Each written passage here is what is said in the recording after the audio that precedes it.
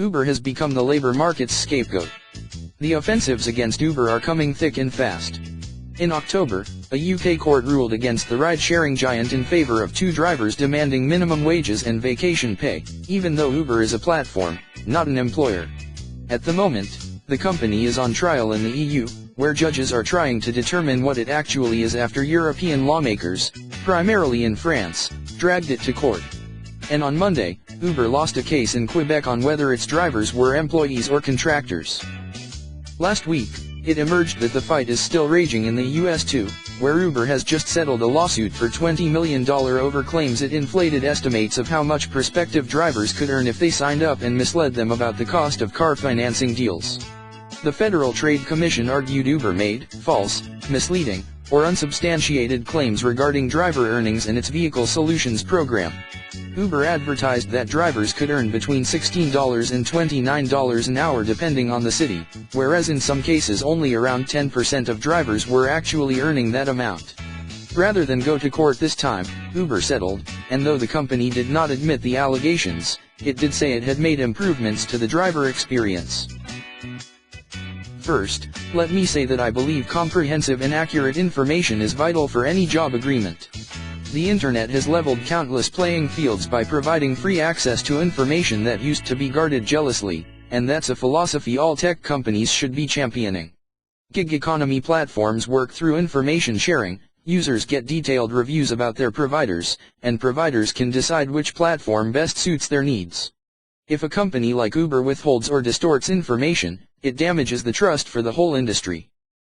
But when you look at the actual accusations Uber faced, you'll find they could be leveled at practically any company that deals with casual workers.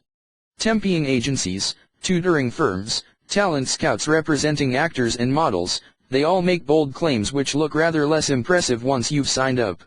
When I was a student, I enrolled at 5 different tutoring agencies, each promising me hours of work every week for temptingly high rates. I hardly got a single job, and that was after paying for my own DBS check each time, around £50. I've had actor friends urged to spend a small fortune on headshots and portfolios just to get on the books of agents who never even bother to get them an audition.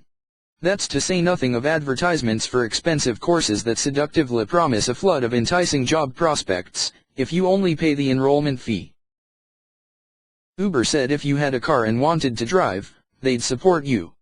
The amount a driver could potentially earn differs from the amount an average driver earns, and they should have been clearer about that, but that's an exaggeration committed by every piece of advertising ever written.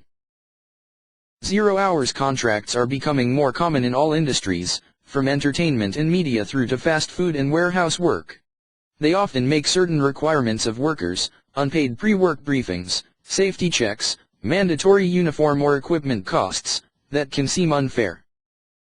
And it was only in 2015 that the UK banned exclusivity clauses that made workers commit to being available at all times while refusing to promise them any work.